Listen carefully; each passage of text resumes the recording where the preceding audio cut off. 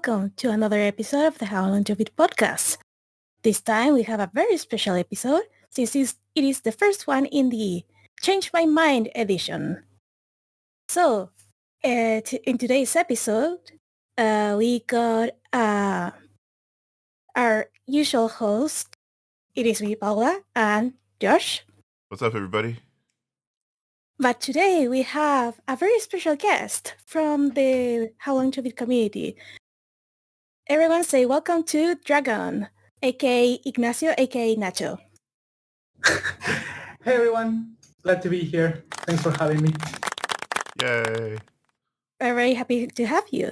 So, as I said, this is a special episode because if you remember correctly, a couple of episodes ago, it was in the first one, where Avatach said, hey, I am not a Nintendo fan, but I'm throwing it the gauntlet. If anyone wants to change my mind, please go ahead. Mm-hmm. And a little after that, we received a message from Dragonh alongside his Nintendo fan curriculum. So here we are right now. Its own. So yeah. We're gonna discuss a little bit of Nintendo.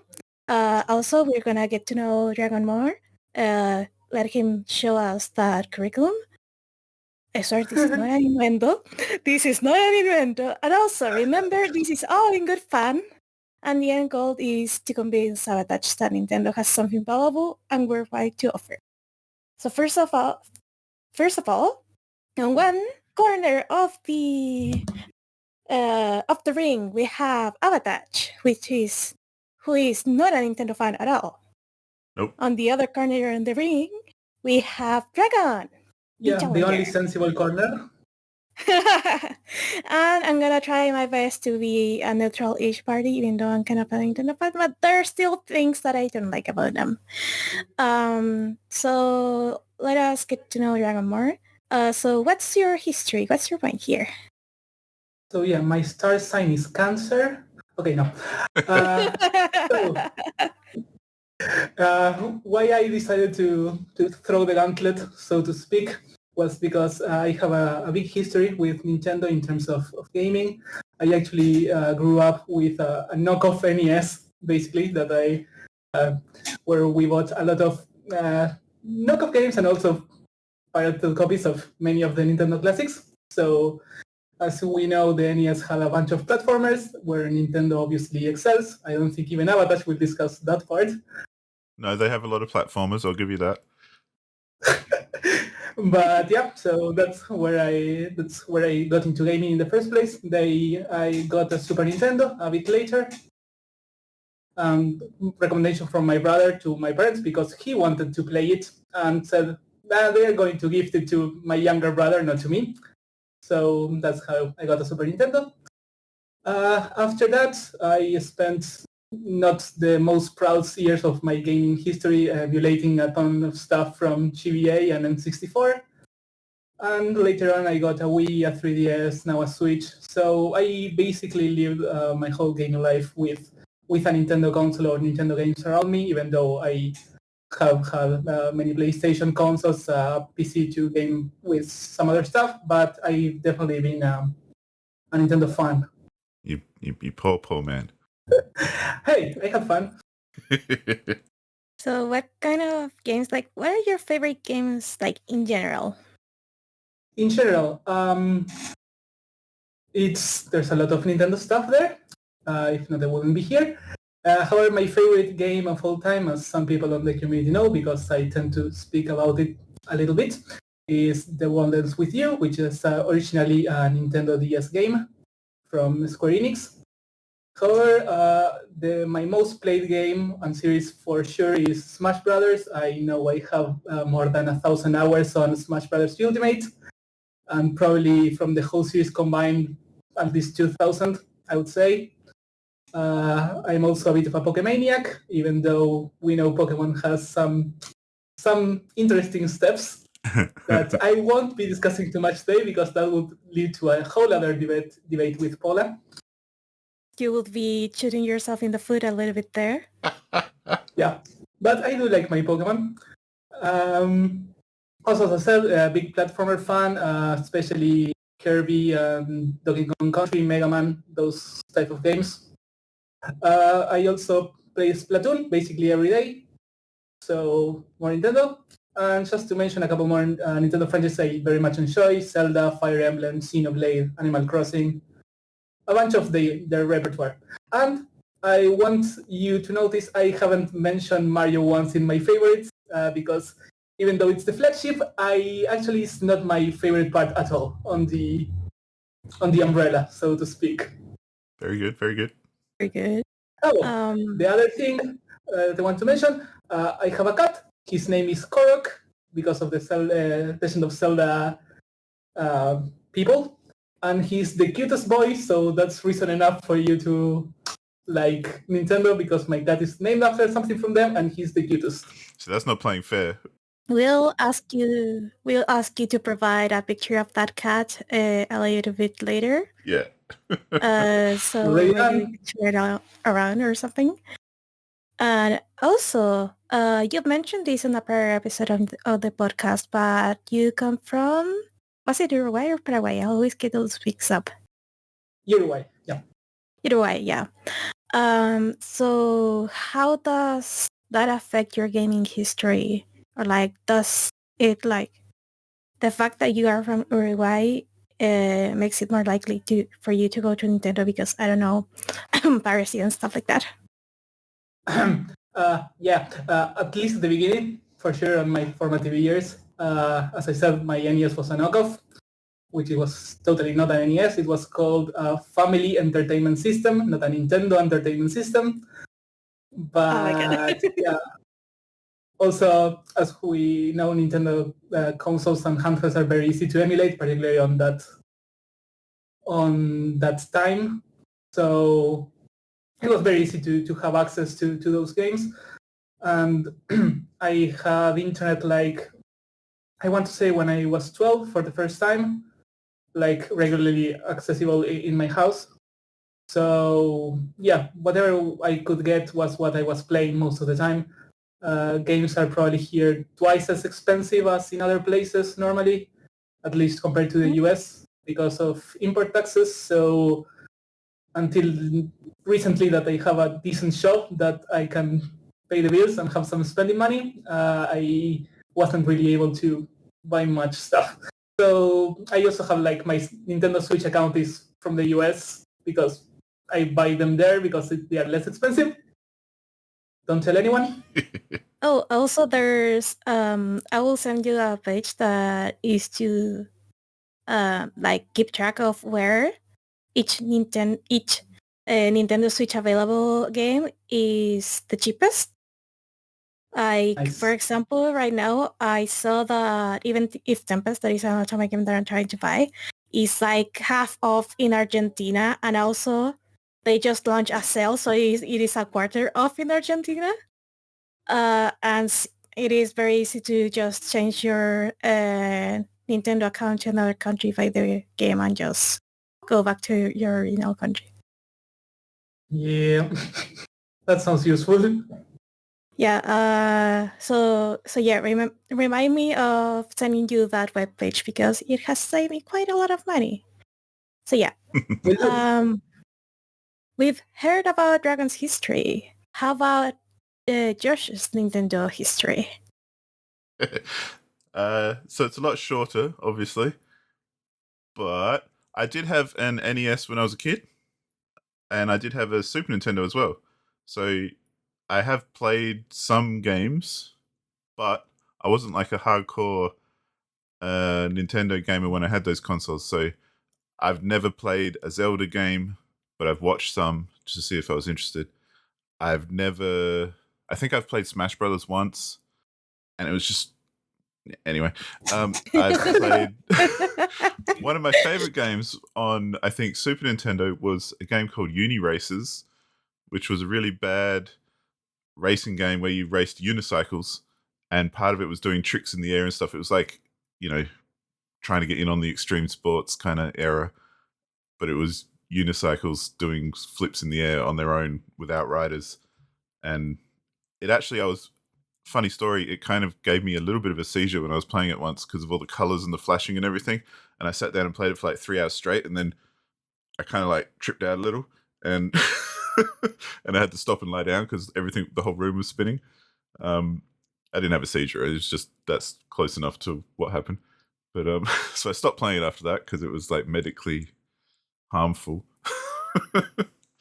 But yeah, the other game that I really liked on Super Nintendo was one called Stunt Racers, which I think was quite popular. It was like one of the first games that really had proper 3D polygons. So it was a racing game, but each car had maybe like 4 polygons to make up the whole car model.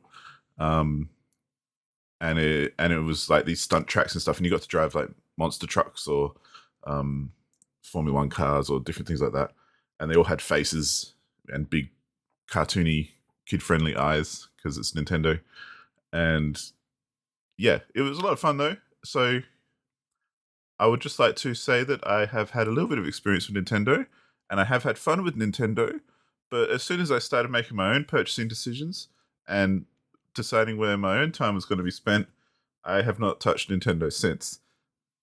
So that's where I'm coming from, because there are better options. I see. Is there any favorite Nintendo game, or are you just like meh, not touching that with a 10-foot pole?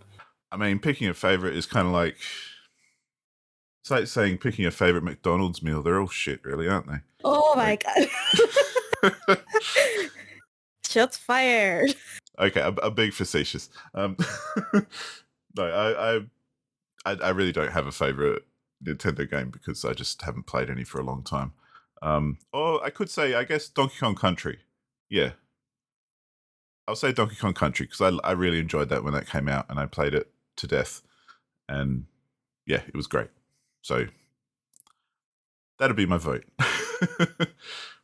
But I'd also like to reiterate what Paula said at the top about even if we are kind of a bit mean to each other and trying to argue stuff, it is all in good fun. So just remember that. But anyway, back to you, Paula. Here, that's me done.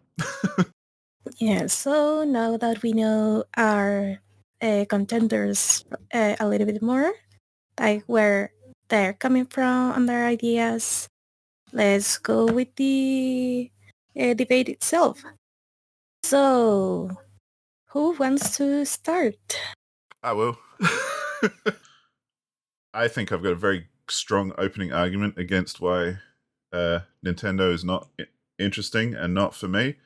And it only needs one word: hardware. Basically, every time a Nintendo system, no matter what it is released, on the day it's released, it's already obsolete, and every other system is ahead of it. Even old PC systems tend to be ahead of it. And I just don't understand why I would spend all my hard-earned money on the system that's going to give me the worst version of a game, even if all the first-party games work on it. I feel like that's incredibly limiting, and I don't really understand why anyone would buy into that, really. So that's my opening statement. So to answer that, I will concede that obviously Nintendo platforms are not the most powerful in the business, probably the least powerful of the normal competitors. However, I do think that Nintendo consoles tend to bring something else to the table most of the time, like especially since they stopped competing for powerful, that I would say is like in the N64 days, so pretty early on. With the N64, for example, it was widely available for player games instead of having to go ahead and buy a multi-tap, and games were not made for that because not most people didn't have it. Let's go to handhelds themselves that got popularized by Nintendo hardware. And we have stuff obviously like the motion controls on the Wii or the touch controls on the DS that impacted my favorite game of all time. So I do have a soft spot for that one in particular. Or we have the Switch that impacted obviously the Steam Deck that we have currently. the innovation is there. I would say that a lot of that innovation, like you say, motion controls on the Wii and stuff, while it obviously did influence other consoles who brought motion controls, like the Kinect or like the PlayStation Move, I'd say that stuff is still very niche and has not been widely adopted by other systems. I'd say they've adopted it purely to be competitive and not because it's necessarily, an essential part of the system. And it's not really something that sells the system either. Like, the hardware just is not a selling point, even if it did do 4-player or that kind of thing. And I'd even say, like, there are something that makes a gimmick like that makes a system popular isn't necessarily something I would lean on too much, because it's easily, people did it better. Say, like, PlayStation Move was heaps better motion controls than the Wii, and way more precise. And I think it's widely regarded to be the most precise kind of motion controls that they have, or that are out there between the big three. And even that's not really picked up, and most software doesn't support it because no one's got them, and the few people who have them probably enjoy them, but it's not really anything that, when I think of PlayStation, I don't think, oh, that's the system with the best move controls. And because I just don't think it's that important. Like, a gimmick only lasts as long as it's new, and the novelty soon wears off. And I'd say that's pretty much what Nintendo do. I would say that since most of the gimmicks, I would agree in the part that it's not necessarily the system seller, nor something that everyone has to adopt for everything, but it does allow for new gameplay experiences that were not possible without it, with regular controls or with mouse and keyboard. And just the ability or the possibility to have different kinds of experiences is something valuable. And even though some of the gimmicks like motion controls are not necessarily adopted or widely used today, some other stuff like big local multiplayers or handhelds in general is something that is still relevant, and many things have been doing with quite a bit of success. Can we really say that Nintendo is responsible for handhelds being popular, though? I would argue Game Boy and even consoles are popular because of Nintendo. Consoles are wow. If we go through the, I'd say they're definitely up there for, like, they're popular, no doubt, and Game Boy especially was very popular. But even in, like, Asian markets and stuff, like, they're known for, mobile phones as the primary gaming platform, not even a console or anything, because they're just too expensive. And whereas everyone's got a mobile phone, so they've all got like a Samsung and they play games on there, and that's like largely dominated it for a long time. And I would say as well that, again, popularity is one thing, but actual bang for your buck is something else. I remember when I was in school, when the Game Boy was popular, like in its day, and the big competitor was the Sega Game Gear, and it was a much better system because the hardware was better. It had a color screen.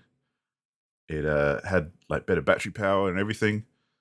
It didn't get picked up. It wasn't as popular as the Nintendo because I think it was a little bit more expensive, but what you got for your money was like so much better. And while I think they both would have contributed to the popularity of handhelds, I don't know. I would be surprised if Nintendo was responsible alone, even though I know that the DS is one of their highest selling systems ever and continues to be. That's fine. If lots of people want to buy the crap hardware, they can go for it as far as I'm concerned. But even down to like different controls and things, like I don't want to just lean on being a PC gamer all the time, but as a PC gamer, I can plug any controller into my computer and use it. I can use a Kinect on my PC if I want to. Because that's just the joy of PC gaming. You can do whatever you want. You can use a controller. You can use a Wii controller on a PC if you really want to. Don't know why you would, but if you want some inaccurate waggling, you can plug a Wii controller in. And that's the other thing as well. Like, The whole reason I never got into motion controls was because I don't want to stand up in my living room and waggle things around to play games. I want to sit back on my couch and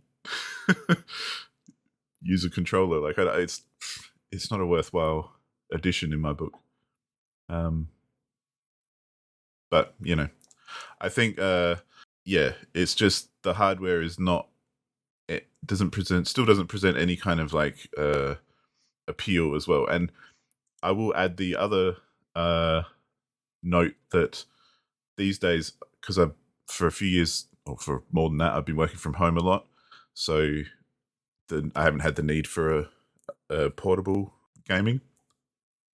But even beforehand, when I did, I used to use my Vita a lot because, again, better hardware, better screen, better everything. But yeah. Okay, so here I come with the middle point. So on one hand, okay, Nintendo's hardware is usually like not the most modern, not the most powerful, but on the other hand, as Dragon said, or like as Dragon said, like between all the stuff, they are more affordable. And especially for people in this side of the world, I'm talking Latin America especially, the difference between buying a Switch, for example, and purchasing a PlayStation 5 or like an Xbox or even just a regular PC is way out there. Like, I think Xbox is doing a lot better in Latin America because they're like pricing their consoles like regionally, unlike the other two. So if you want, I think it was a Switch OLED. If you want to spend a little bit more money, you can get like the Xbox Series something S. The one that is digital. I have no idea how it is named now because it's just ridiculous, but that is another kind of worms. But the less powerful Xbox of the generation you can get for the same as the Switch OLED and a little bit more. The PlayStation 5, on the other hand, is like twice as expensive as a Switch OLED, so that is a general no for most people here. Because if you're earning minimum wage, like the most you can wish for is a Switch Lite and probably jailbreak it or something like that. But anyway, that we're gonna put up in there, an idea. But also, I understand that a lot of gamers would rather have a more fluid, such prettier gaming experience. Because I was like, oh, the graphics don't matter. Until I saw my boyfriend playing with The Witcher 3 in his gaming PC. And then I bought it for a couple of bucks because it was very cheap, like secondhand, in the secondhand market. It was really cheap, and I got it for PS4. It looks like us. So I do understand, and I can't really imagine like what disgusting mess it is on Switch. So I do understand the mentality of, hey, graphics matter, because I saw that one experience where graphics did matter for me in that regard.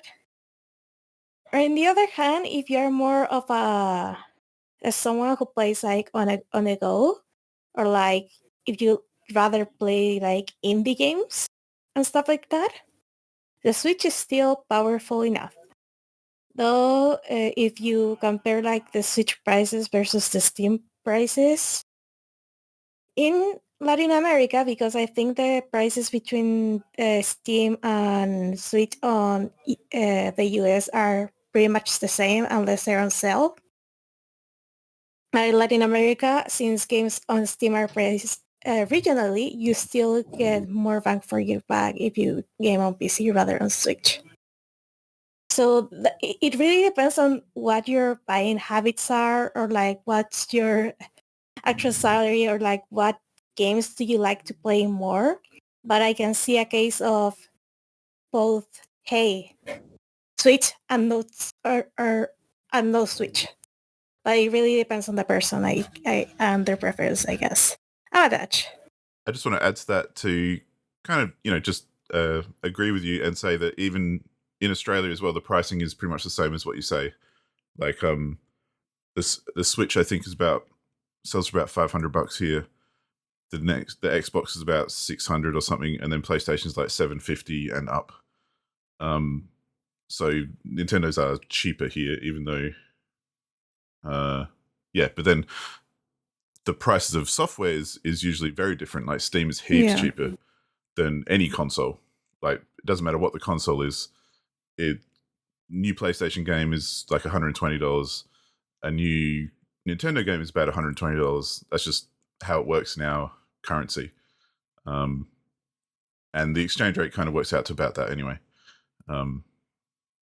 And you get new games at that price on Steam, but they drop a lot quicker. Okay, before people start panicking, just remember Avadach is from Australia. 120 Australian dollars is probably 70 USD dollars. Yeah. I'm talking Australian dollars, and we I think about 60 American is about 100 to 120 Australian ish, and based on income and all that kind of averaging out all that kind of stuff, it's a reasonable price. Like, yes, it's not nothing, but it is a reasonable price for our economy. So, but the differences still remain the same. Like, it's more about how differently priced everything is as opposed to what they actually cost.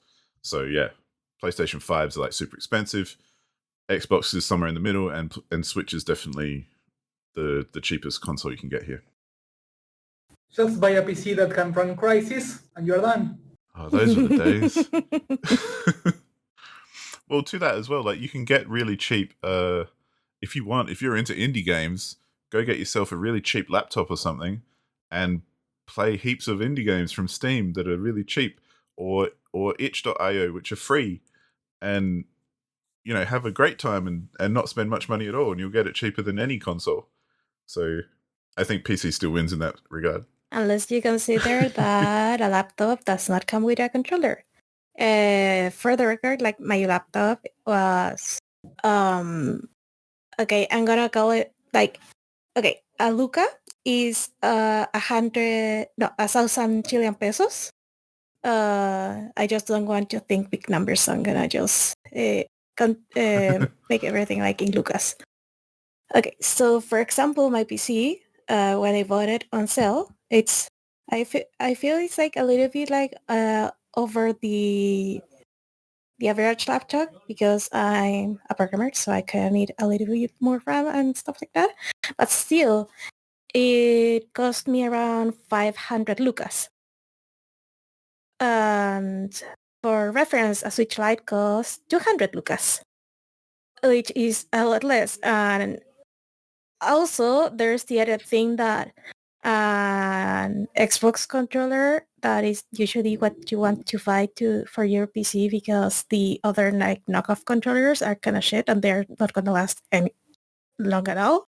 Last time I saw it was somewhere between... Wait, I don't have to remember. I can just look it. Just for reference, I was looking, and 1,000 Chilean pesos is $1.85 Australian dollars. Yeah, like... So it's just under $2 for, reference. Yeah. Okay, so Xbox controllers have gone down. So getting one is around 50 lucas. So still, the upfront price to pay is quite a lot, like almost triple of what the upfront price is for getting a Switch Lite. You'll make that up like with the price of the games, but it depends on which games you want to play. Because a lot of people that I know will rather play like the more well-known indie games rather than go to itch.io and download free games. So again, it depends on the person.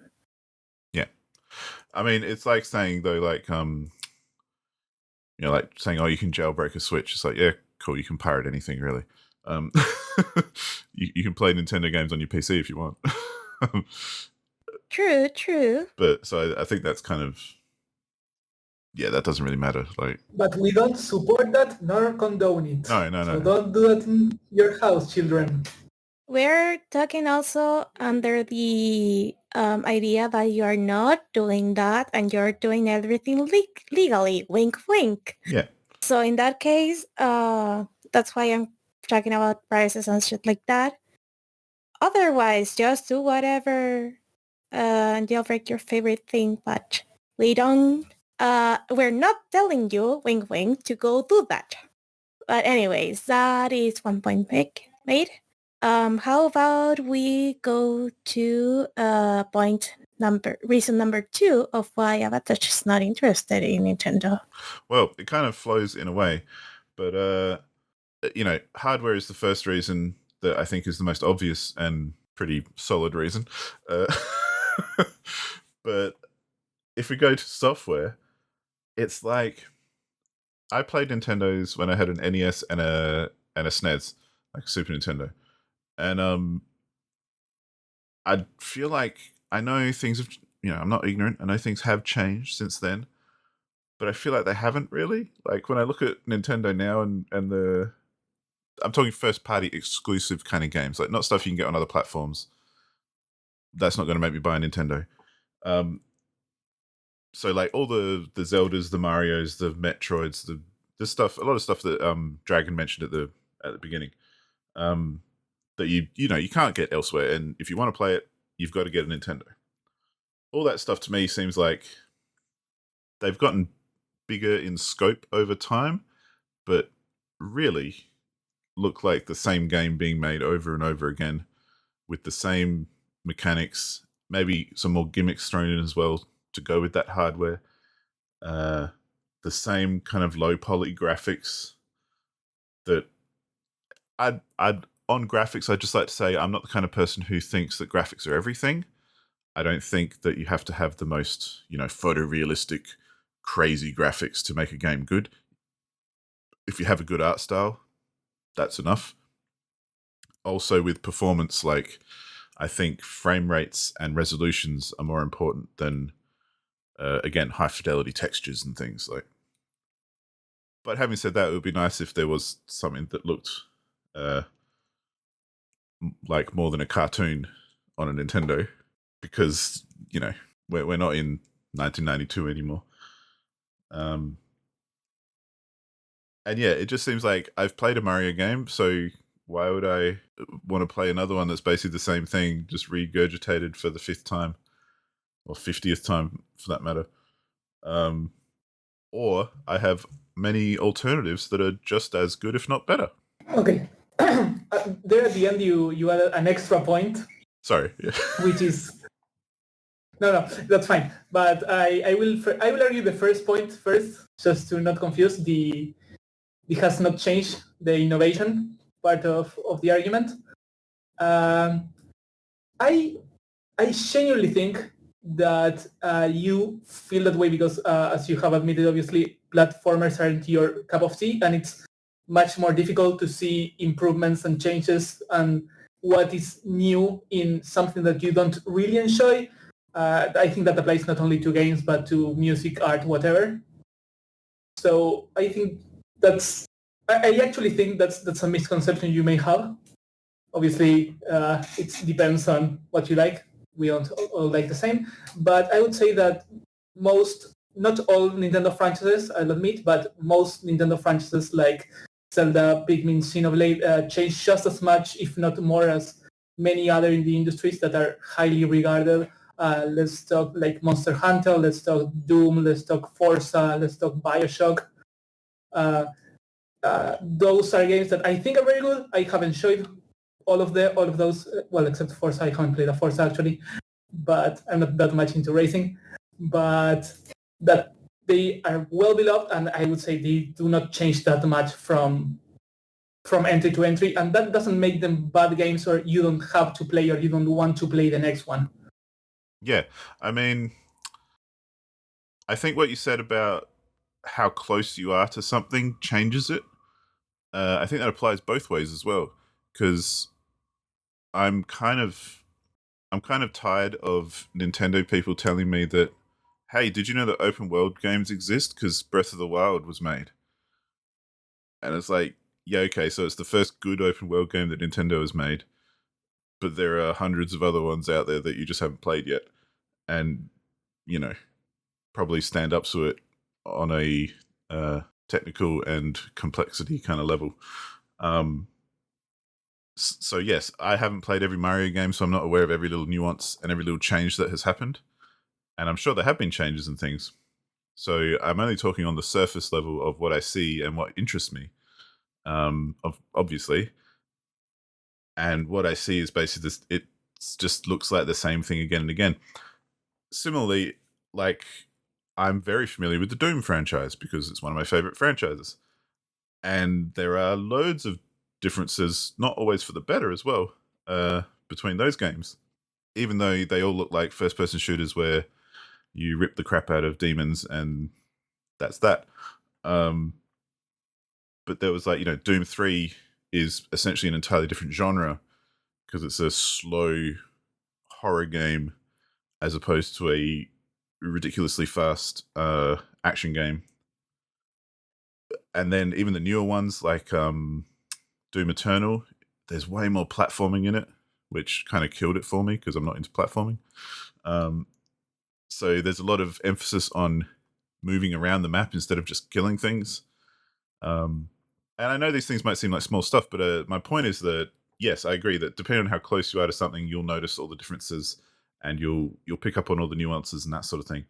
And similarly to what you say about how it's the same for like music or books or movies or whatever, like if you're really into heavy metal, you're going to know every little subgenre and be able to pick all the differences between all the different types of heavy metal bands. But if you're not, they all sound like loud, shouty music, and I can appreciate that. That is something that I think does exist. However, it doesn't change the fact that when I look over the Nintendo landscape before me, having played the same franchises on Nintendo and Super Nintendo, yes, they're obviously newer and better graphics and using 3D now and all this kind of stuff that's just like goes with the times, but they still look like you're doing the same thing. Like, you still like Mario. I don't want to always go back to Mario, but Mario, you're jumping around collecting shit and jumping on Goombas. And it's like, yeah, of course, if you're into that, you're going to love it. But yeah, I'm not into that. And even other franchises like you mentioned, BioShock, I wouldn't really put as a franchise worth referencing because they had like 3 games and that's that. I think Doom's a good one because it's been around forever. I think even other stuff that is on Switch, but on other stuff like Final Fantasies or games like that which have been around for a long time, you will see a lot of progression because it's time changes and moving from like top down pixel art to full on 3D third person stuff and just because Nintendo games do change over time doesn't mean they change in the right way, I would say. I will just point out that you said, Final Fantasy changed from pixel art to 3D stuff, but yeah, Mario does not count for that. That's not innovation there. No, I'm saying it's not because other franchises do the same thing. That is my point. If that's your bar for saying that this has changed, then let me show you a million other games that aren't on Nintendo that have done the same thing, arguably better or worse, but have done it. Doesn't make Nintendo stand out is my thing. Like, doesn't make it go, oh, I need to play that because no, I've had that experience elsewhere. I don't need it. Okay, so I'm gonna jump right in between right now. And yeah, like some games on Nintendo, I feel have stagnated a little bit. I'm looking at you in the Super Mario series, where I swear I am not capable of distinguishing the new Super Mario games at all, like which one is which. But at the same time, you have other series that haven't like, okay, they have an overall structure that they follow, but each game plays a little bit different. And that is for the Zelda franchise. They've swapped around going for, like from top down, controlling like even like with the touch controls on the DS. They've done motion controls on the Wii, and they come back to more traditional controls now with the Switch. And again, not everyone is going to be a banger. Some say that the DS Zelda games are some of the weakest. Some may say that they have some of their favorite moments because of how Nintendo's hardware changes a lot. They try to make the most of it on their main franchises. I think the one that showcases the most of what each console can do is the Zelda franchise, in my opinion. That aside, there's an argument to be made on, okay, maybe some of the series don't change as much. Again, I feel like the Mario series, even though they've made the shift to 3D and they come back to 2D and they've done a lot of stuff, I feel like if you grab a controller and play Mario 64 and then grab a controller and play Super Mario Odyssey, it feels familiar. Like, it feels very similar besides the copy ability. And some people might find comfort on it. Others, like you, would rather have like something more like I don't know if maybe they would be exploring like other things on the Mushroom Kingdom and trying to implement that on the gameplay. Then you have series that are very hit or miss, like Yoshi.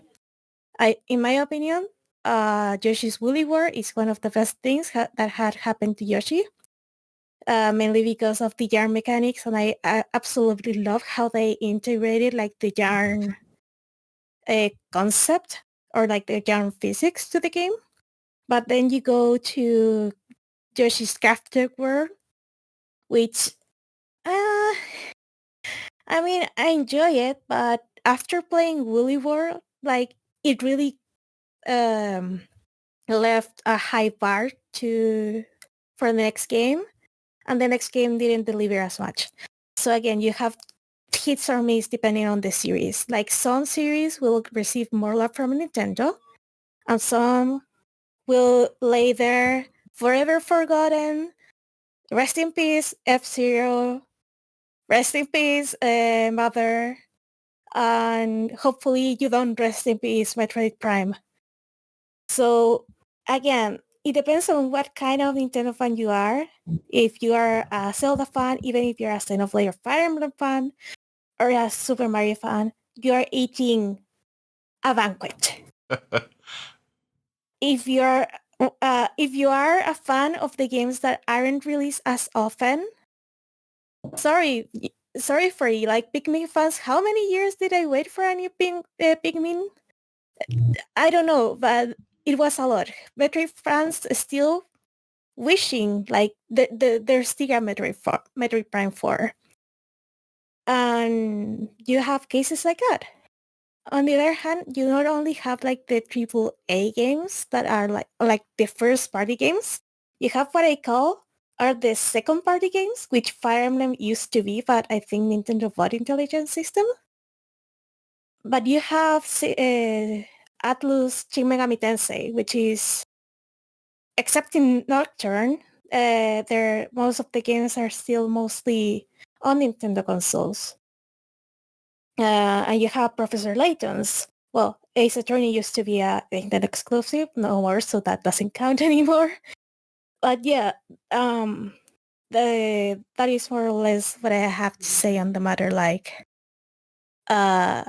first party games can be a beautiful, beautiful thing, or can be a very painful thing, especially if you were a Nintendo fan on the Wii U. First party games were the only thing that you had. And I feel like that's where I realized that first party things aren't everything. Like you have to have more to a console, even if it's exclusive but developed by other companies. You have to have more in your console for it to really be worth your time, in my opinion. Yeah. And well, on that as well, I would say that I consider myself very fortunate because I have multiple platforms to play things on. Like currently I do have a PC, a Vita, a PlayStation, and an Xbox, which I think is like overkill, really. But it's not lost on me how fortunate that is. And I understand a lot of people only have one option or they have to buy one thing. And when I was younger, I had to decide like which console do I want to buy or PC or whatever. And the exclusives were the selling point, really, because first party games or even third party exclusives, but basically games I couldn't get anywhere else was what made the difference. And I remember when even choosing to buy a Super Nintendo, because a friend and I bought it together, because at the time we saved up and bought it because we didn't have much money. We saved our pocket money and kind of, went and bought it. But we chose to buy the Super Nintendo instead of the Mega Drive because basically, I can't remember which one was which, but one of them came with Street Fighter and the other one came with Mortal Kombat. And that was the decider for us, was which fighting game do we want to have so we can play. So that was very much based on software first and then hardware later. Because at the end of the day, we wanted to play the games that we wanted to play. And so I think exclusives and stuff are very, very important. But at the same time, if all you have is exclusives, that's not very good either, because like you say, you're going to miss out on a whole lot of other stuff too. Yeah. That's another way to seeing the thing, like software first, hardware later. And that's kind of like the reason I got a Vita was because at the time there was a game that I couldn't get anywhere else, and that was Stacy Zero, and I really wanted to play it. In essence, like the games that I used to love on the Vita, or like the genres I used to love on the Vita, have transitioned to the Switch. So one of the big reasons I'm still playing the Switch, even though there aren't like first-party games that I'm lying. There are first-party games that are in my backlog, but I'm not gonna lie. Like one of the things that I'm playing on the most on my Switch are Otome games. So shame on me. I haven't played Tears of the Kingdom in a while because I got distracted by Pretty Woods. Anyway, let's go to number one reason why Dragonh is interested in Nintendo. Well, the first thing that I think about Nintendo, and it's something that I see many people outside of the Nintendo sphere clash a bit, is that Nintendo for me symbolizes a lot of variety. Normally people when think Nintendo think, hey, Mario, yeah, I know that guy. He's the games, he's everywhere. Yeah, that's the guy for Nintendo. But I would say that Nintendo has dipped their toes in basically every genre of gaming throughout the years, and with basically all of them have some huge hits. Obviously, let's not talk platformers, let's not talk adventure games that they are known for, or even RPGs. But we have stuff for like tactics games. Obviously, we know Fire Emblem. We have racing stuff. Some of them are rest in peace, we know, but we still have some others that are currently going. Fighting games like Smash, I said. Shooters, we have the Prime series, Splatoon as a totally different take. We have rhythm games, we have RTSs, we have puzzle games, visual novels, party games, sports games, and even the random what the fuck is this game now sort of titles, which is the one thing I most love about the indie sphere too. It's like, hey, let's try this idea and see what happens. That's basically what, for example, WarioWare started as, or they have random things like the Remix series or the Tomodachi games. That's like, hey, yeah, let's see what we can do. And sometimes they land, sometimes they do not. But variety they have had, and they have excelled in most of their ventures from my perspective. So you mentioned the like Metroid Prime and Splatoon as shooters and standouts on the Nintendo for shooters, and that's cool. But if I bet if you Google like top 10 shooters of all time, they're not going to be on there because you're going to get your Dooms, you're going to get your Quakes, your even Halo, which I'm not a big fan of. I'm playing them at the moment, but when I think shooters, I do not think Nintendo. As in, just because they've got a game in a genre doesn't mean it's necessarily a good game. Or it might be the best Nintendo game because that's all they've got, but it's not necessarily competitive with other stuff. Obviously, there is no accounting for taste.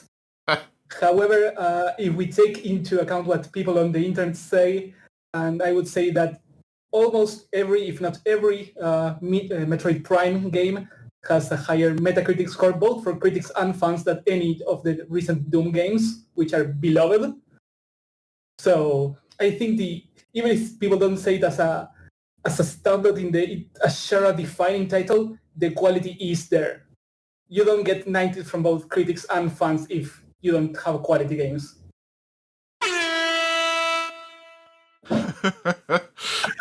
That wasn't me this time. That was Paula. Sorry, it was very necessary. Absolutely, and I would agree. There is no accounting for taste, and the thing with critical and popular critical response is one thing, and popular response is different. But the thing with Nintendo critical response and popular response is that if you're a Nintendo gamer, you're probably going to love Metroid and think it's the best thing ever because it's the only shooter you've got access to until Splatoon came along. But because there's no other option. So when your field of reference is like one game, you're going to think it's a 10 out of 10. But if your field of reference is like 100 games, maybe it would change a little. And while I do agree that Nintendo do try different things, and they've tried a bunch of different ideas, like you say, with WarioWare, and Smash Brothers is a fighting genre that kind of has come from the Smash Brothers genre, like is in a subgenre of fighting games. Like there's now a lot of copycats and that kind of thing. And at Evo every year, the Smash Brothers tournament is up there with probably the Street Fighter tournament as like the most important tournaments of Evo. So yeah, fair enough.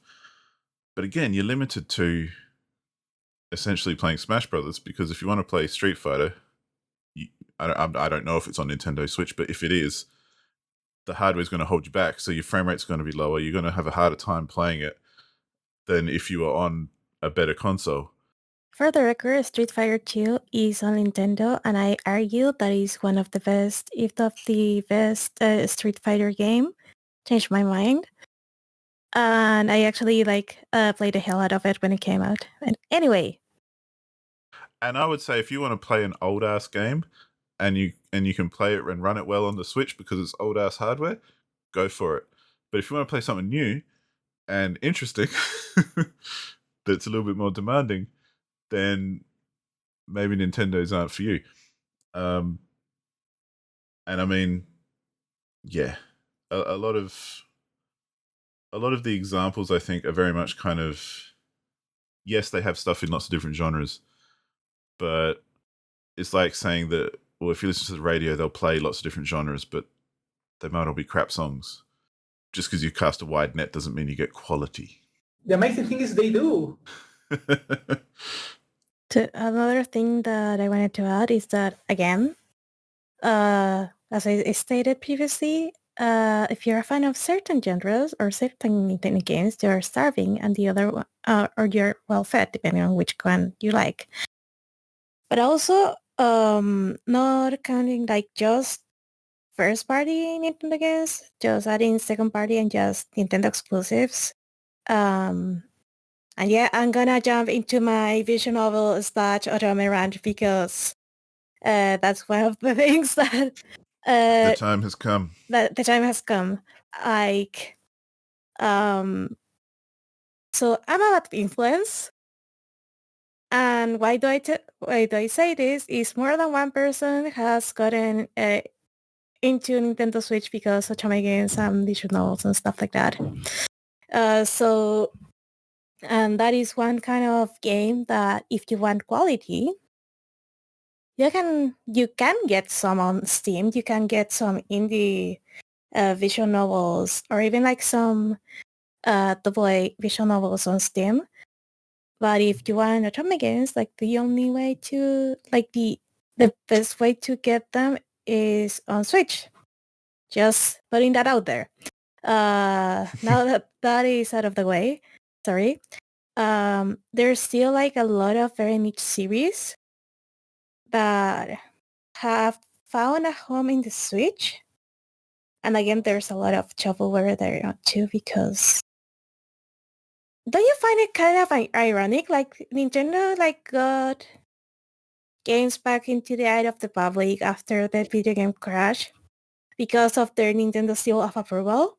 And now they're probably the console that has the most shovelware on the store. Just putting that out there. I think about it. Again, back to the actual point. I feel like whenever there's something that is exclusive to the Switch, since it is being made with only the Switch in mind, most of especially the second party games, like the second party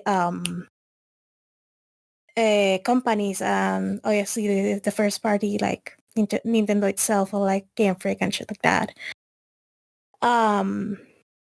But actually take Game Freak out of there because it is an outlier and I don't like that.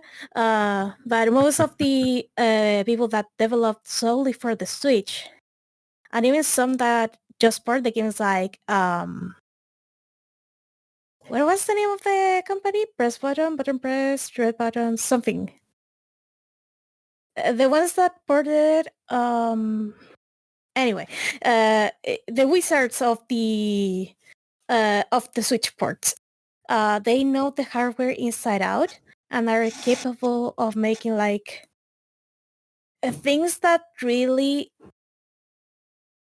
shouldn't run in the Switch. Such examples are Shin Megami Tensei 5 and also Tears of the Kingdom.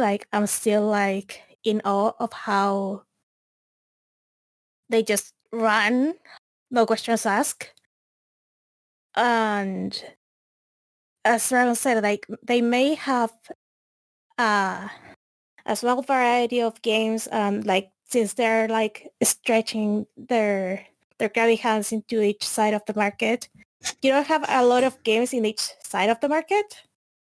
But what is there, especially lately, is good. I'm not gonna make excuses for maybe the Wii U / Wii eras of Nintendo, but in Switch you have quality now. Oh, touch. Yeah, just on that, I just had a quick little Google of Tears of the Kingdom, which is currently the hot shit on Nintendo Switch. And I think this is kind of almost like a smoking gun kind of thing, where this is their flagship system-selling game that's meant to be the best thing ever and gets scored 10 out of 10 and all this kind of stuff. It runs at 30 FPS at 900p, which is 1600 by 900 in docked mode. It's less than that when you're not in docked mode. And that's just appalling for a modern console. Yeah, but there's a little counterpoint here. First of all, art style. You really don't notice the resolution with the art style they picked for the game. And you don't notice, if you're playing in such a small screen, having a high resolution is why would you, if the screen is not, I don't know, 4K capable or something like that, why would you go out of your way to make it, to have a high resolution for such a tiny screen? But one thing that I've noticed while playing Tears of the Kingdom, and that I've noticed while playing Pokemon Scarlet, it doesn't have any jaggies, like those jag edges that you get from, I don't know from what you get them. It's port polygon managing or something. You don't get any juggies on Tears of the Kingdom when playing bar level. So it looks good. Like when there's no anti-aliasing kind of thing. Like it looks great. Like even if you think it shouldn't look great because of the resolution on paper, it looks great. I just think with that's fine if you're playing it like handheld, but 900p for when it's docked and you've got it hooked up to your big 4K TV, I understand that it's got a very low kind of lo-fi, and I say that nicely, that's not an insult. Mm-hmm. Like it's got a lo-fi aesthetic, but I wonder if that's because part of a necessity as opposed to a artistic direction. Like I know this is conjecture and none of us know the answer to this question, but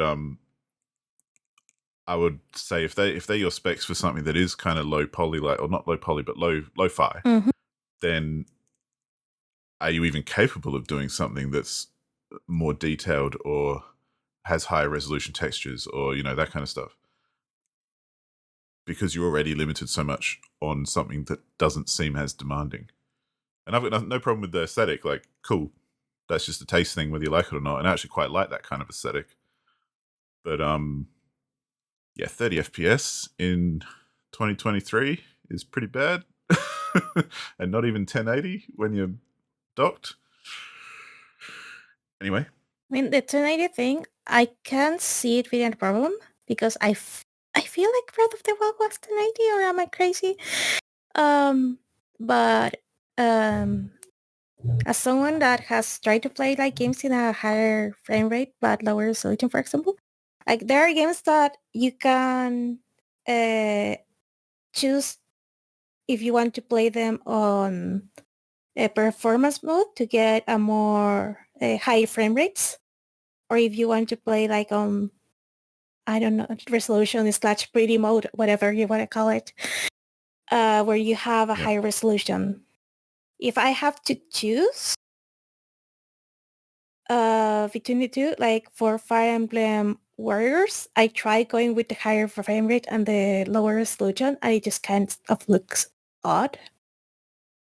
It almost like bothered me. Like it looked cool, movement wise. It looked like us when, like, texture wise.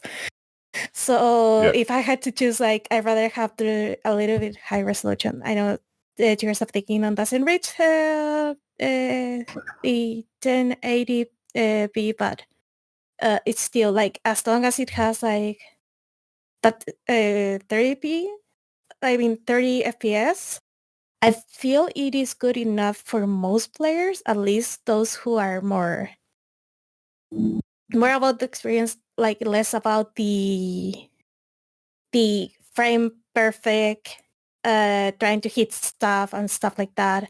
30 FPS works well and very well, unless that extra frame per second will give you like any kind of advantage. For example, in a fighting game where you have to be like frame perfect on the things you're trying to do. And I acknowledge that. But for an adventure game that is single player, I feel like it's no problem at all. Well, for those visual novels, you don't need the highest frame rate. I just need to look pretty, man. I tell you, I'm hurting for a Switch OLED because I used to have an OLED PS Vita, and it looks beautiful. Like, don't get me wrong, the regular Vita and Switch screens looks good enough, and I still get my eye candy whenever I want. But holy cow, no, the OLED screen is so much better. Sorry, a little rant there. No, I'd agree. I mean, I'd like to hear what Dragon thinks about the whole, frame rate resolution kind of idea. To be honest, this may be a bit of a bias on my side. I will freely admit that. But as I said, I was brought up with NES, also a very old computer.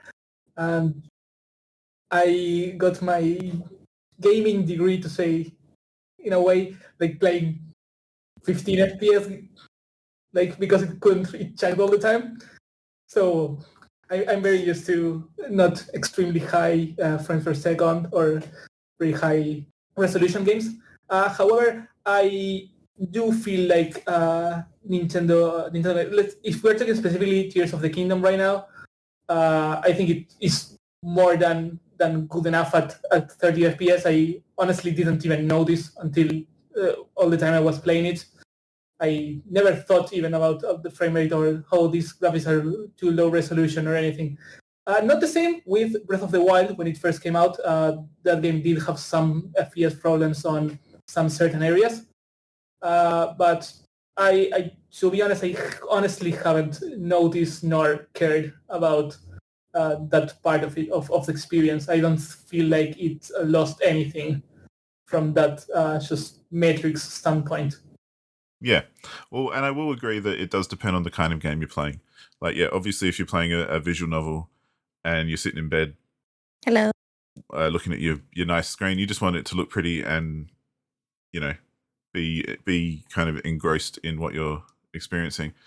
Whereas, yeah, the obvious thing like fighting games, obviously, yes, frame rates matter. If you're even that hardcore, like I'm not that hardcore about fighting games, so I could say that frame rates matter, but I'm never going to use them. So, like, to be better at a fighting game, because I'm just not that dialed in. But at the same time, I do. It's interesting what you said, Paula, about how you choose the higher quality setting as opposed to the higher performance. Because I'm kind of the opposite. I'd rather have a low resolution with higher frame rate and higher performance than have it look good. Especially in games that require like a faster action game or that kind of thing, or like I'm thinking like third-person action kind of RPGs or something like that, where it's not necessary. Like it's not like I'm going to fail at the game if I'm running at 30 FPS compared to 60 or something. But it does feel way more responsive and like I'm more connected to what's happening on the screen if I'm playing it at a higher frame rate than something like 30. And I think 30 is obviously the base minimum for what we would expect on anything. And other consoles have their issues too. Like not everything is frame perfect all the time. I definitely see frame drops on every game I play at some point because that's just the nature of games. I remember watching a talk by John Carmack once, who is one of the creators of Doom and id Software, and he eventually left and but went on to like make the games like Rage and that kind of thing. And in Rage there was a thing that he made which was called a giga texture, where it's basically like one texture for the entire game that basically wrapped around the entire model of the entire world, and instead of like lots of little textures stitched together. At least that's my rudimentary understanding of it. But I remember him giving a keynote talk at QuakeCon, and I was watching it, and he said, "Oh, if you want to break the game, just do something unexpected, like run backwards for a while and then turn around really quick, and you'll see the game load in because it's not expecting you to do that." As opposed to running forward and turning because it kind of expects that you're going to turn one way or the other going forwards. But if you run backwards and then do a 180, it's not ready for you to do that movement. So it's going to take a second to load in all those textures and everything. And you can visually see it kind of pop in slowly. And I always remember that because there's a lot of games where I then try that in just to see how ready they are for a player to do that. And most games aren't ready for you to do that. Is the point of that? So it's really easy to break games and make them pop in funny, or take a long time to load stuff, or make them drop their frames, or stuff like that. But yeah, I still think that having a higher kind of benchmark is a higher benchmark that's more consistent is probably a good thing, especially for your flagship game like a Breath of the Wild or a Tears of the Kingdom. Anyway. Yeah, on the note of people breaking games, like as a developer and a programmer, it kind of like hurts me when people find ways to exploit a game in ways that the developers didn't even thought it was possible. But at the same time, it's extremely funny. Like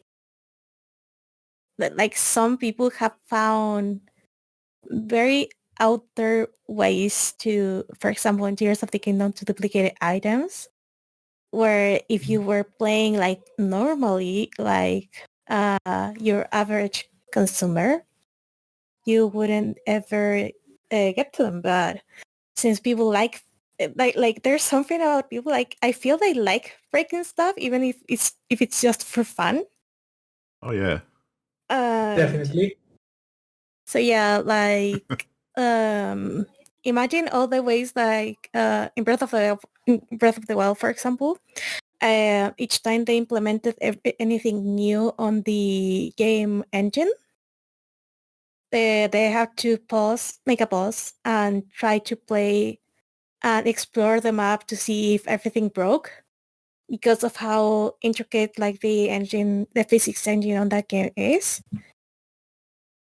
And even then, and even after going through QA and having a group of people, like even like the whole team was playing Breath of the Wild to ensure like first of all, like there was something interesting like in every point of the map for players, but also that there weren't any bugs or like weird shit happening in the map. And even then, the amount of things that speedrunners use to speedrun the game it is crazy. Like the Boomy where you use bombs to propel yourself, or like the Bounce That Boy or VTB, which you use to bounce on an enemy and get the hell out of there. So it is totally unrelated to the relate, but it makes me really, really happy when people find exploits because it is funny, but also it makes me really, really sad for the developers out there. Yeah. Well, and not to go on too much of a tangent, but one of my favorite things is watching speedrunners play games with the developers. Oh, those YouTube videos. Yeah, they show them everywhere that their game is broken and how they can exploit everything. And usually the developers have, they've got a good attitude about it, and they're like, yeah, most people aren't going to do this, so it doesn't matter. But it's kind of fun to see how... I remember once there was one, I think it was a Psychonauts speedrunner, and there's a thing in Psychonauts where you can, if you switch between, I think, holding a balloon, which like slows your descent if you're falling, and jumping, it actually puts you up a frame. So, or something like that. So you can use it to fly through levels if you just switch quick enough, because it constantly puts you up a frame as you move. And they found there was like an invisible wall stopping you going from basically one side of the map to the other. But in that invisible wall, there was like a hole for some reason that they just left there, because when they were modeling it, they put a hole in it for some reason, but left it there because it was an invisible wall and it was like up in the sky somewhere. And the speedrunners found it and just kind of flew right through it. So yeah, I feel like developers mostly react depending on how well their game was received. For example, you see the Dark Souls developers like, oh, they teleported through the map. That's fine. That's pretty cool. I can't believe they can pull that off. And you see like developers of Sonic Boom like, oh, I saw this glitch like 300 times. We never fix it. Fuck this game. Fuck the time. I hate this. I quit forever. Yeah. Anyway, to bring it back to Nintendo and what we're meant to be talking about, Dragon, go on with your next point that you've got. Sounds good. I will just say this because I feel like any other Nintendo fans that are listening will be like, why didn't you mention it? Basically, the argument that most Nintendo fans would make is Nintendo just makes good games. The quality is fairly consistent, fairly high throughout their history. I don't think there is any other developer / publisher / hardware manufacturer that has such a great history in the gaming sphere, putting out titles that, if not considered genre defining, is still considered cream of the crop in every generation for like 40 years, something like that, since they started. And that's, even if you don't agree that games are good or that they're not your style, their legacy and how highly they are considered is simply astounding. Yeah, that's how you pronounce that word. Astounding. Yes, I agree. A lot of people love Nintendo stuff and have done for a long time. No doubt about it. I think, anyone would be stupid if they tried to argue against that. However, I'm not going to argue against that, but I'm just going to say that, the way I think about it is kind of like, that's cool, but McDonald's has been super successful for, however long, 70 years or whatever, and has been like the king of fast food since they, basically got started. We all know the story because they're that ubiquitous and that huge in the world. But to say that then relates to how good their product is a lot of people might enjoy it, and a lot of people might it might be cheap and accessible and popular, and they might be the best fast food chain around every single year, and they make loads of money and all that kind of stuff. But I don't think anyone would at the same time say that McDonald's is great. Maybe some people would, I'm sure, but we all know the health problems that you get from eating junk food, and and we all know how you're basically paying for what you get. Like, it's cheap for a reason, and all that kind of stuff. However, at the same time,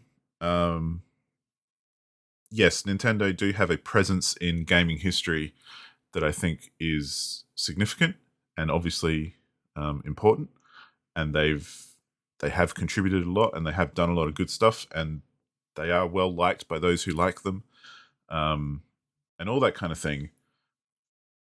I just think if you have ever experienced Nintendo games like I have with NES and SNES, and even then, like, I've never played a Zelda game, and maybe one day I will because I've never played one and I'm just curious in that way. But because I have kind of played Nintendo games before, I kind of feel like I know what I'm getting every single time. Kind of like I've been to McDonald's before. I know what I'm going to get next time I go.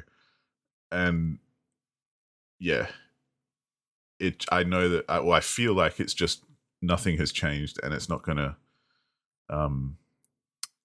be something that is, there's no real pull for me to go back in that sense. I will not discuss this because I think it will lead to a big tangent, but I do resent the McDonald's comparison. I wish just to make that clear, but let's not enter that line of debate.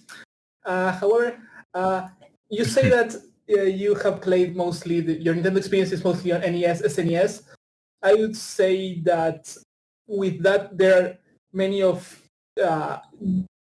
big franchises inside Nintendo are stuff that you for sure have not experienced because they have been created since or have been popularized on the East since. Oh well, yeah, on the West. Sorry, I mean, you're on the East, but I don't think it's really the Asia culture. We're basically West. But stuff. I don't want to sound like a broken record just naming franchises, but the stuff I'm talking about.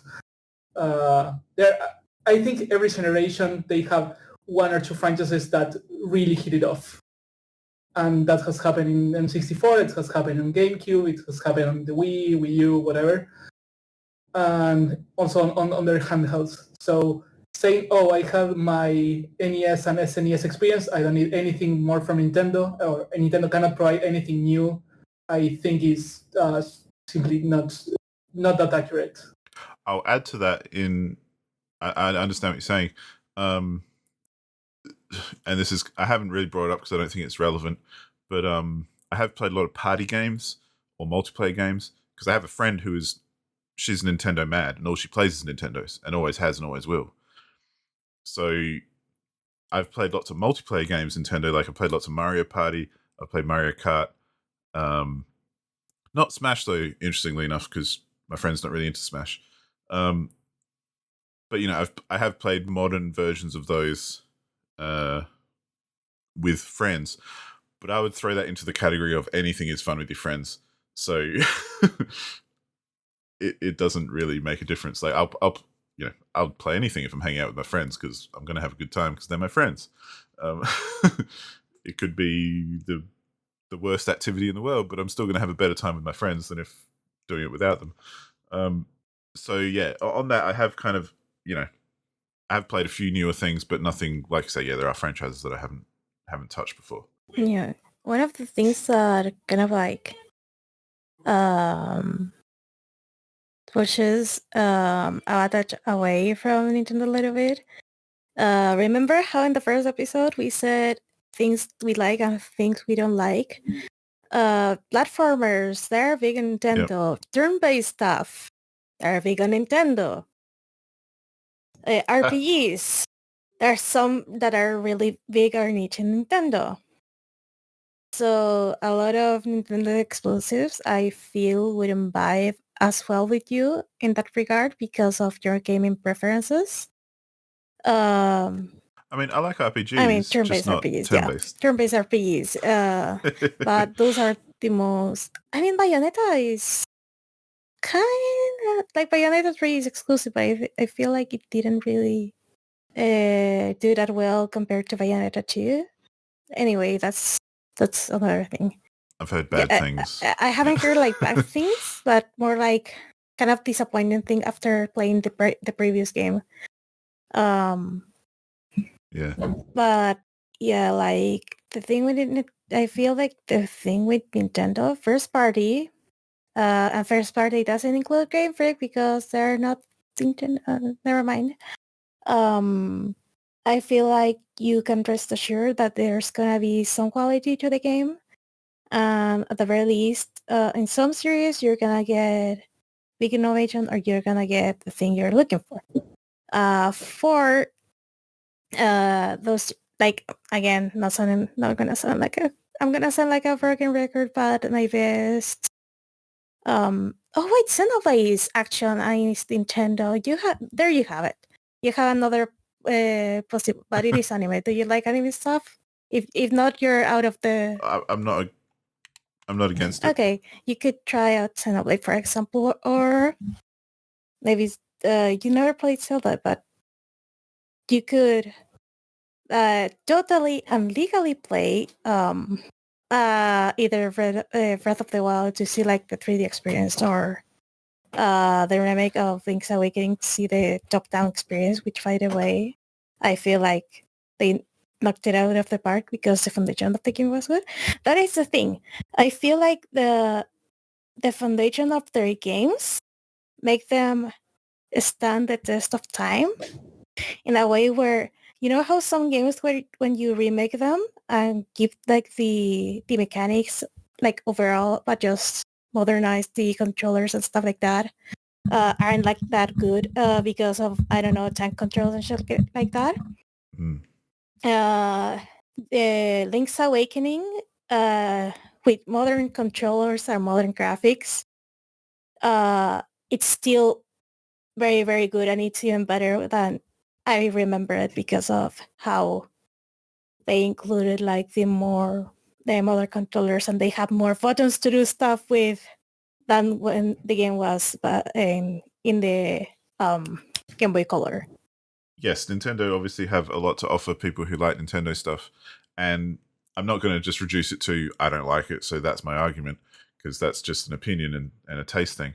Like, because part of why I have an Xbox is because I never had one, and I thought, hey, I want to get an Xbox so I can play all these exclusives like Gears of War and Halo and all these things I'd heard about over the years that I'd never actually played. And so half the reason I want to have these discussions with people who are into Nintendo is for the same reason, because I'm into gaming. I like games. I think I have a fairly open mind. I know stuff that I don't like, but I'll still try stuff in those genres. Like recently playing Guacamelee for Game of the Month, even though, yes, it's very much a platformer. And my short answer for things are I don't like platforming, but I enjoy Guacamelee. I didn't dislike it. I finished it. it wasn't my favorite game I've ever played, but I'm glad I played it. And that's kind of my thinking with, hearing people tell me why I should play Nintendo games, because maybe one day when I have the opportunity and I'm sitting there thinking maybe I'll pick up the latest Nintendo console to try all those exclusives, I'll remember these sorts of arguments and kind of go, okay, and decide whether I should or not. Like, in my opinion, I feel like you could potentially enjoy some Nintendo games, but I don't see you being like a Nintendo fan, like through and through, in the sense of you won't like everything because of what of the things you like and don't like very much. But I feel there's something to like for everyone around Nintendo at some point in time or some station in their career. Also, removing a bit of the mask of diehard Nintendo fan, I would say that even the most hardcore of Nintendo fans won't enjoy everything in Nintendo. As well as I think there is something for everyone that's into gaming in the Nintendo repertoire. I don't think there's a person that everything in the Nintendo repertoire will apply to them. It's such a broad scope that Nintendo fan is too big of an umbrella for anyone to fit entirely or completely out of if they like gaming. Yeah, and I'd say that's the same for everything, like PlayStation exclusives or Xbox exclusives or anything like that. Like PlayStation's probably my console of choice at the moment because I tend to like more of what they do than what others do in the exclusive realm. But even then, like, I played Last of Us, didn't do much for me. Didn't really, it was fine, but yeah. And that's meant to be like the best thing ever on a PlayStation. So yeah, it does depend on who you are and what you're into, of course. And I would never expect to enjoy everything. Like how at the moment I'm playing through the Halo series on my Xbox, and I'm not convinced yet. So we'll see how that. I'm still interested to see where it goes, but after playing the first game, I'm just like, yeah, I don't see what the hype is about. So, it. Of course, not everything is going to appeal to everybody, and I think if I concede a little more as well, I think that speaks more to your point about the variety on Nintendo. As in, if you're going to have variety, you're going to not everything is going to appeal to everybody. So, that's a good point there. The other thing that you touched on right there when you were talking about the games to try and everyone talks about them like they're the best thing in the world. And that's the other thing when sometimes you're trying to play through a series that has grabbed your attention because of public reception or of reviews or whatever, you tend to expect more of them. And then when it doesn't deliver all the praise that everyone else gave them, it's just disappointing. That is one of the reasons why the only fandom I interact with is the Otome fandom, because we just fangirl and fanboy together, and that's the whole point of the fandom. But when it comes to any other game, I try to go blind, mainly because I don't want to feel disappointed if they oversold the game to me, which has happened before. Well, I think that's a very good point. And as someone who's not a part of the Nintendo fan world, from the outside, it is quite off-putting sometimes how obsessed Nintendo fans can be. And I say this with kindness because I understand everyone's obsessed with their own stuff. But when I talk to a lot of Nintendo fans, like, you guys are being very reasonable and patient with me. But often people will say, oh, but you haven't even played Breath of the Wild and it's the only open world game that's worth playing, kind of thing. I'm like, I've enjoyed lots of open world games. I don't think that's true. It might be a very good one, but it's not the second coming or anything. Like, it's a it's maybe a very good game, but it's just another game. Whereas people talk about Nintendo like, Jesus started making games and this is what you have to play. And so that kind of amount of hype can be quite disappointing when you eventually do dive into it or try and check it out and stuff. And I think that's part of my disappointment, just to relate it again back to playing the first Halo game. Part of my disappointment is that I've heard that this is like one of the best games ever made. It does appear in so many top 10 lists of like all-time best games and all this kind of thing. And even in the context of thinking how innovative it was at the time and how it was like one of the first person shooters to do well on consoles. And, even with all that knowledge, I'm still a bit disappointed because all the hype that I've been told all my life about how amazing this game is, and then I eventually play it and it's like, yeah, it's all right. Like, I've definitely played better games. Or games that I've enjoyed more or got more out of as well. So I think that's part of like, anytime I do spend some time actually looking into Nintendo games that I've heard heaps of hype about, chances are they're probably going to disappoint a little bit anyway, because a lot of people have told me with so much passion that, you're crazy for not being into these games. Like, these are the best things ever. And if you pick up a Nintendo Switch, you're never going to put it down, kind of thing. And you'll forget about all your other gaming and consoles and stuff. And, I think a lot of us know that that's not true. Yeah. No matter how good they are. Like, not gonna lie, like, this year I spent quite a lot with my Nintendo Switch, but the most amount of games that I played are PC. Maybe because I got, like, absolutely obsessed with a couple of series that were on PC, and the rest is history. But then again, like, I feel like the worst enemy of any IP, any game, anything is their own fandom. And I'm talking about the part of the fandom that is like toxically optimistic about the games and refuse to see like their shortcomings.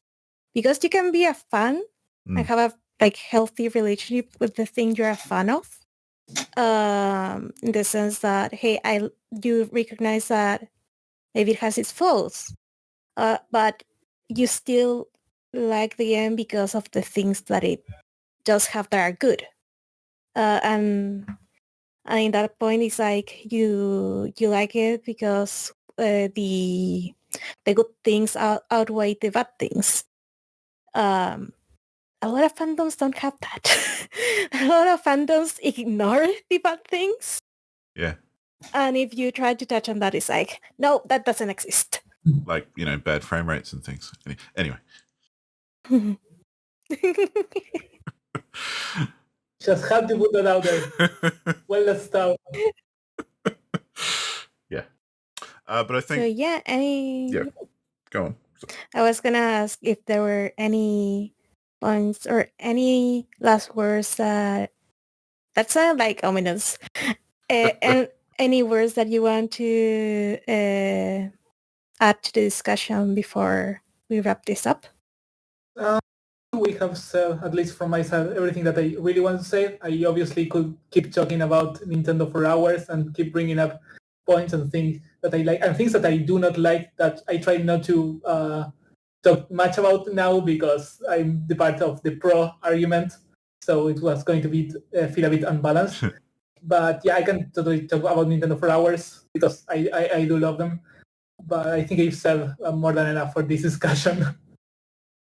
Yeah, I mean, same. Like, and I think like we've touched on some fairly, well, for my money anyway, some the usual kind of arguments that I hear for and against, and without getting spending hours going down the rabbit hole.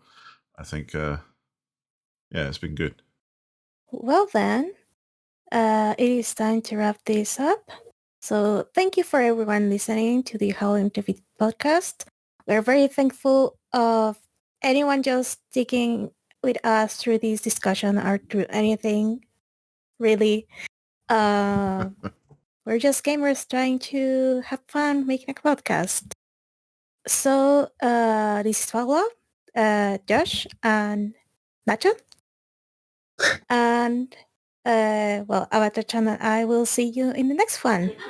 And I'd just like to also thank Dragon especially just for coming on and having a discussion, because I do feel like I've got more of an appreciation of why I should check out Nintendo now. Thank you guys for having me. It was a blast being here. I just enjoy being part of the entire community and talking with you guys. I think it's been a fun discussion. Thanks for listening, everybody. Catch you on the next one. Blah, blah, blah. Bye. Bye.